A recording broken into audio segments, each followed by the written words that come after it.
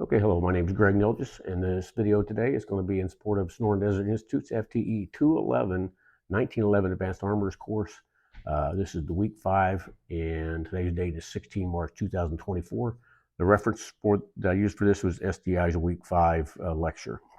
So we're going to talk about function checks. First we want to make sure we have no live ammunition in the work area, and our firearm is visually and physically inspected to be clear. And I have an empty magazine here, and I have one with a few snap caps loaded in there already for expedience. The first function check we're going to talk about is a dry function check. So in this function check, you're not going to have any ammunition for sure, and no snap caps. We're just going to run the firearm through as many cycle of operations as we can simulate with this type of a function check. So we're going to release the slide, or let it go forward, I should say. And we're going to just kind of feel how the gun feels. Now, this is a brand new gun, shot very little, so it's going to be very stiff. Obviously, it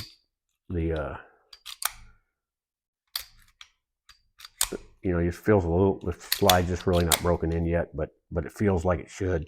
What are we looking at here, cycle of operations wise? We're checking, or we're able to confirm the barrel locks, the barrel unlocks. And we're also able to check that the hammer does lock back like it should, so it's ready to fire. Were we able to do that? We could also take the time at this stage to confirm that the magazine, the slide will lock back on an empty magazine as well, and it does. So that's good. Now, while we're at it, we can check the safety system out. So we've got the safety engaged and the grip safety. So right now, if I pull the trigger, nothing happens.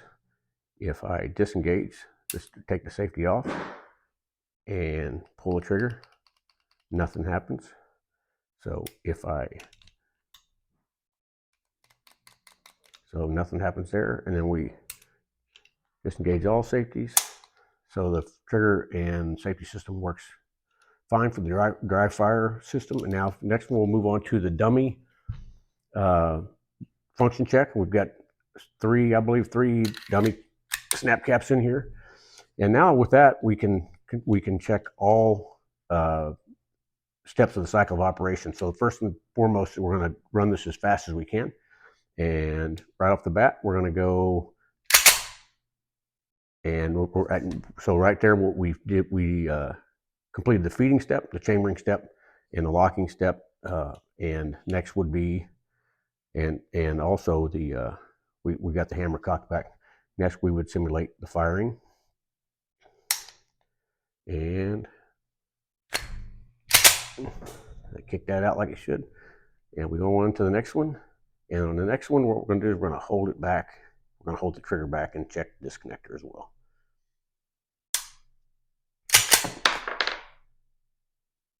And their disconnector did engage.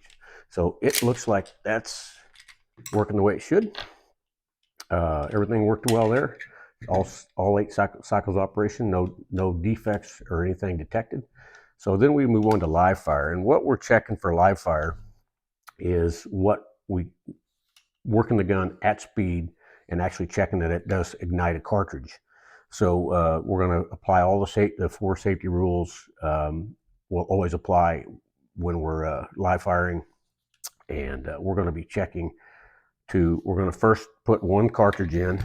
I'm going to talk about it. I'm not going to do it. We'll put one live cartridge in, fire the gun, and make sure that it locks back. So with that done, next we would put a dummy cartridge in, then on top of that a live cartridge, and then we would fire the gun and hold the trigger back and make sure that the disconnector did not reset on its own, and by that, after it fires, then we release the trigger and hear the audible disconnector reset, and then we would put 3 live rounds in or several live rounds in and repeat the process that we just did, and make sure that it functions properly. So basically, we're checking the gun at full speed with a live fire, and we're also confirming again the safeties are operating properly, the disconnector is operating properly, and we don't have any chance of a runaway gun if the disconnector were to fail.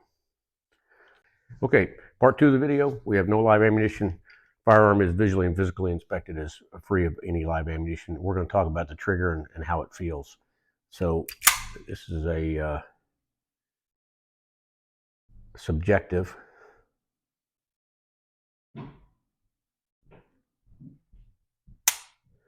Okay, so what do I think?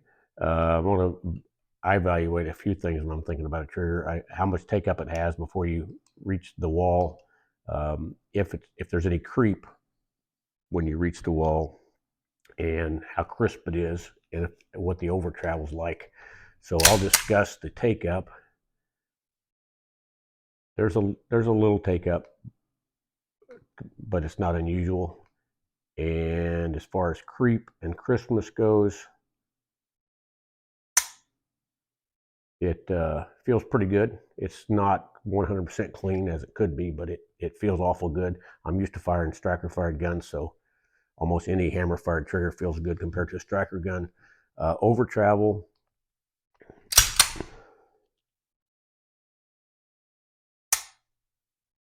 very little over travel.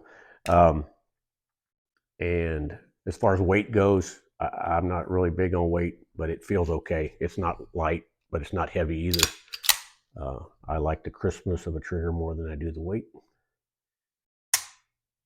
And that's my thoughts on the trigger on this TSOS 1911A1.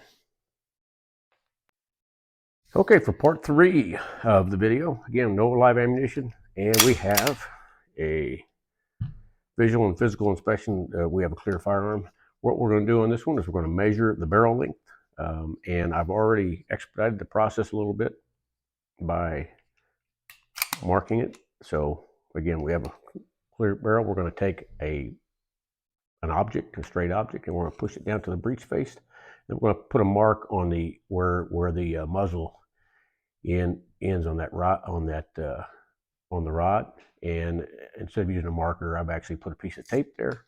So then we're going to take our ruler, and we're going to measure from, which would be represent the breech face, to the end of the rod and the tape mark, and it's 5 inches. That's our barrel length. Okay, we got our cleaning rod inserted, flag at the 12 o'clock position. My flag's kind of tattered. I had a little incident, and I made a little grease pencil mark right there at the beginning of the muzzle. We're going to try to push this rod in slowly and looking for a quarter rotation on the flag.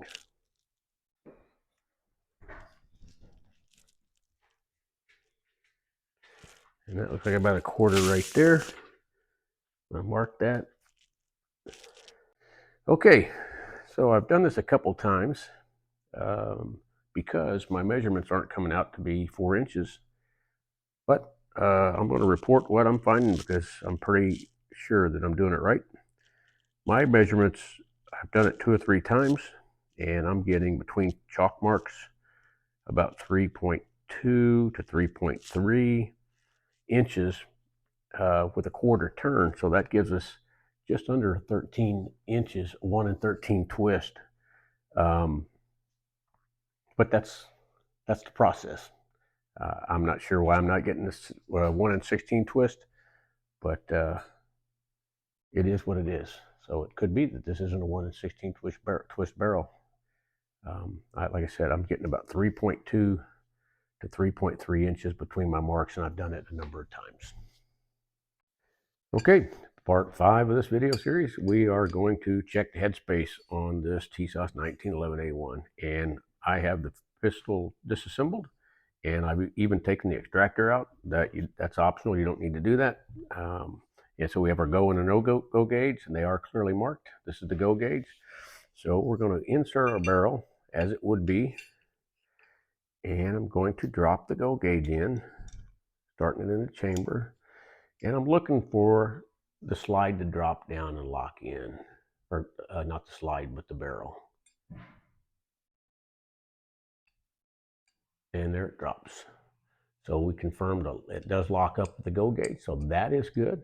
We definitely want to see that. And next we'll repeat that with the no-go gauge.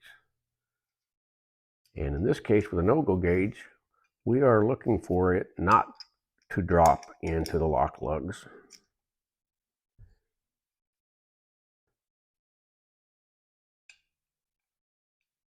And it does not lock up.